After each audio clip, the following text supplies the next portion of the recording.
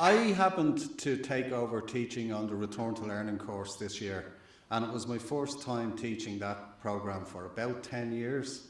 And I had an amazing time. It was such a diverse group of people. The conversations that we had, it was very similar to the communiversity, except it was connected in, it was delivered on the campus in Maynooth. Everybody was registered as students. It was about the next step from the communiversity for anybody who wanted to go on into further education, into higher education in the university, to go on to degree programs, and who knows where that might lead. Masters, PhDs, why not? You never know. But they're all small steps. But I was really impressed with one person. I was impressed by the whole class. But as part of a discussion that we had on education, a woman called Áine Grace had a lot to say about lifelong learning, and I thought that she would be a great speaker to talk about her experiences on the Return to Learning course. Áine, I'd like to invite you up now.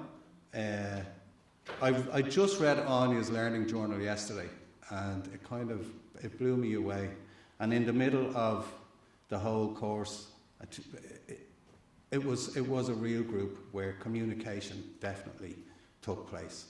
And we had a big group of people. Well, I'm taking over. I'll let you talk, Áine. Thanks very much, Dr. Barter. My name is Áine Grace. I've just completed the Return to Learning course at the age of 76. And I have to say, it's the best thing I've ever done.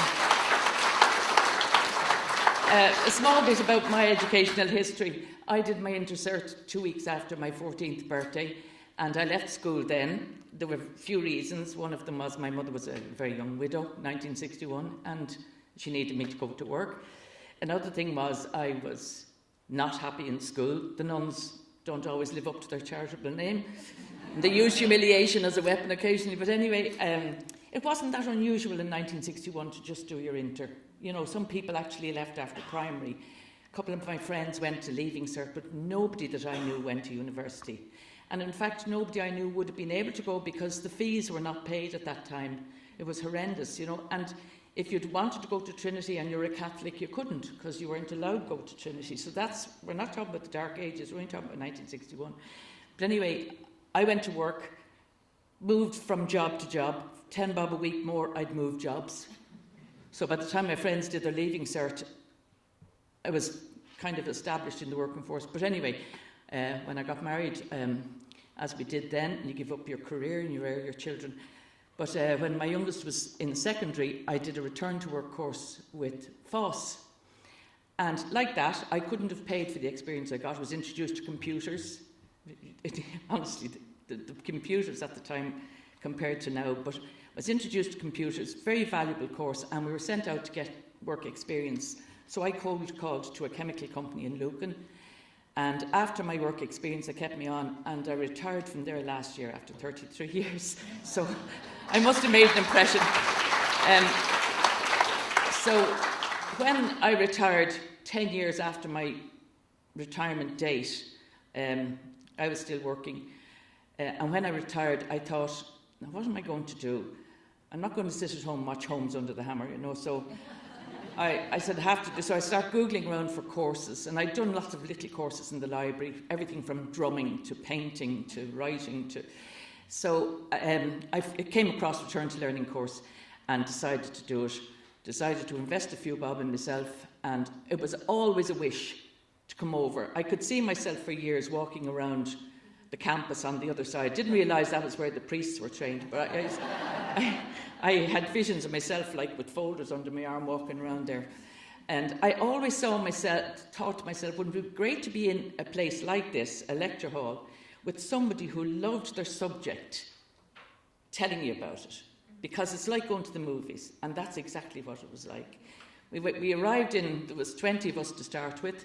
A few fell away, unfortunately, different reasons. Some of them might have taken a bit of fright, which is really sad, and that's the one thing I'd say. If you start the course, stick with it, because it is, you'll get every help you can possibly get, and from the day you start, you're told that you belong here. It doesn't matter what your history is of education, you belong here. If you have a desire to learning, you belong in Maynooth and they want you here. It doesn't matter, I'm not going back into contribute to the workforce. I've paid enough damn tax up to last year anyway. So I'm due to get a few back. But from the very first day, you were made to feel at home here. You were never made to feel unworthy or stupid or anything else. You were promised help. You got help with every course. Some of the words a bit frightening. I didn't know what sociology was about. I'd never heard of academic writing. And all those things, by degrees we learned them. We had interaction with the lecturers all the time. We had a little WhatsApp group going in the group. I mean, the group was from 22 years of age up to me. Very, very mixed experiences and backgrounds. And every single day we went out buzzing. You come out buzzing 2 hours twice a week and you come out buzzing. And some days you don't want to go home, so you go over to the library and it's like a sweet shop. Like you go into the library, you can read anything you like.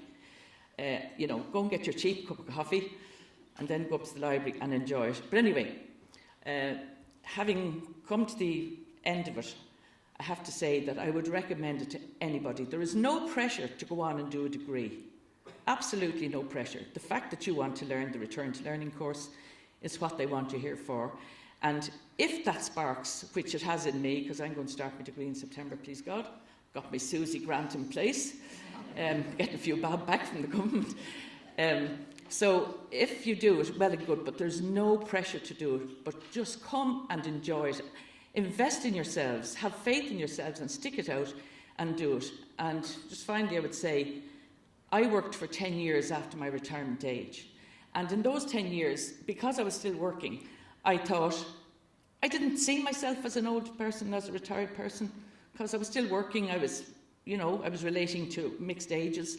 I was valued, I had status, I had structure in my week. And when I retired, suddenly I was an old person.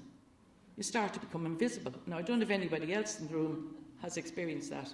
But when you stop working and that function goes, suddenly you realise that you're being seen as an older person. And very often people don't rate you. They don't value you. And you're sort of irrelevant. They're very nice to you. If you drop something in the supermarket, they'll pick it up for you. They're very nice. But they really don't, you don't really count when you're older. And it's an unfortunate thing to start feeling invisible. I came here, this is the one place in my life I don't feel invisible. If you're in Maynooth and you want to learn, it doesn't matter what age you are. I've sat in on lectures, a lot of lectures, to see what courses I want to do next year. And I'd say to the 18-year-olds, assist the room, saying, 5 minutes, we'll be going in now. You're never made to feel different. You're never made to feel old. You just blend in here, and the facilities are fabulous. Everything is put on. Every help is given to you. So give yourselves the opportunity, if you can, and do it. And I would just wish you all the very best of luck with it.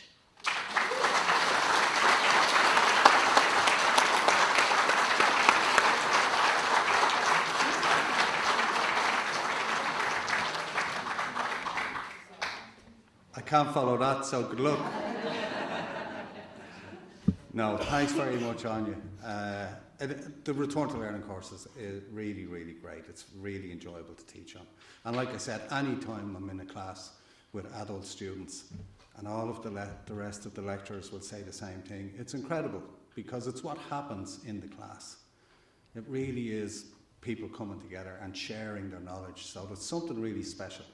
And it is the essence, really. I think Áine captures it there.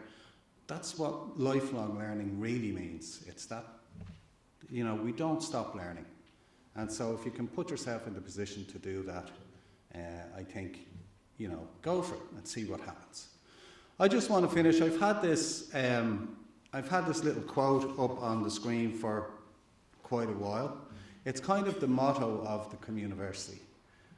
It's maybe what we try to live by, but it does see the university being beyond just a campus, any university, about being in a place where we can share and communicate. So it was written by a historian called Theodore Zeldin, and what he says is, Oxford was a city of 950 houses when its university was founded. It met the need for educated priests, lawyers and teachers. But now that professional training is no longer enough to satisfy intelligent people, there is room for a new sort of university that is not a ghetto for the young, but a place where all generations can exchange experience, culture and hope. And that's what we're trying to do with the communication.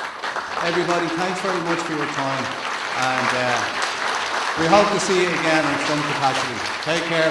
Bye-bye.